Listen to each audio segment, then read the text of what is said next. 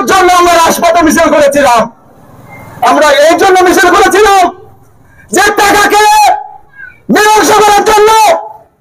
আমরা স্পষ্টভাবে বলতে চাই যে 24 ঘন্টার মধ্যে যদি আসামি গ্রেফতার না হয়, পরবর্তীতে বিয়ে কিংবা যে কোনো আয়োজনে স্পেশাল রান্নার জন্য বেলকুচিবাসীর আস্থার নাম জয়ত্রী মশলা। জয়ত্রী মশলার সাথে স্পেশাল দিনের রান্না হোক আরো স্পেশাল। এই গুণাগাছাতে একটা বিশাল বিক্ষোভ মিছিল হবে। ভালো হয়ে যান, এই এলাকাটা আমার, এই এলাকাটা আমার সবার। সব জায়গায় কিন্তু টাকা দিয়ে চলে না। আর যদি আপনার ভুল হতো তাহলে কি পাচ্ছেন ওই টাকার কাছে মীমাংসা হতে? পাচ্ছেন না, কিন্তু তখন ঠিকই এই মারুফ এই উইকেটকে ডাকতে হতো।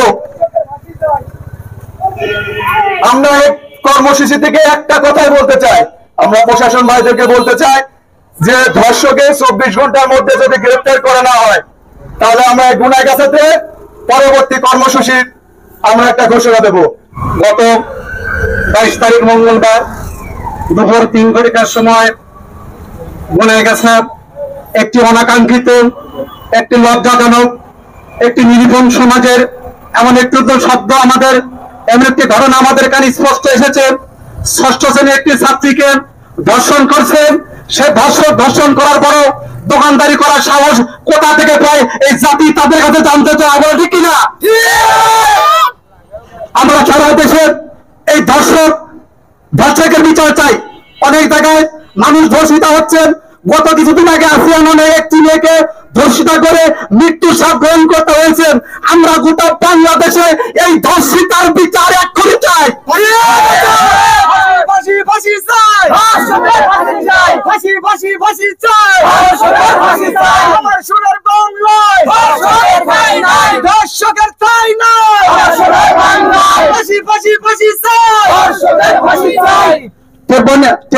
টেকনাফ থেকে তেঁতুলিয়া পর্যন্ত বিভিন্ন জায়গায় আমরা মাঝে মাঝে এই ধর্ষিতার গল্প শুনি, ধর্ষিতার কাহিনী শুনি, পেপার পত্রিকায়, মিডিয়াতে অহরহ এই সত্য সমাধান। আমরা অতি বিলম্বে একটি দাবি জানাচ্ছি, ধর্ষকের বিচার অতি দ্রুত বাংলাদেশে দ্রুত 30 দিনের মধ্যে বাস্তবায়ন করতে হবে। কারণ আমরা এই সমাজ থেকে কলঙ্কিত করতে দিব না। আমরা এই সভ্য সমাজ থেকে সোনার বাংলা গ্রহণ করতে চাই। আমরা এই সমাজ থেকে সুন্দর পরিবেশে আমরা দিন পার করতে চাই। আমরা আর এই ধর্ষিতা নামে এই শব্দটি আমাদের কানে না আসে, আমরা এর তীব্র প্রতিবাদ জানাচ্ছি এবং এই ধর্ষকের দৃষ্টান্তমূলক শাস্তি, সর্বোচ্চ শাস্তি, আমরা এর ফাঁসি চাই। আমরা সকলকে একমত আছেন? ফাঁসি চান? ধর্ষকের ফাঁসি চাই।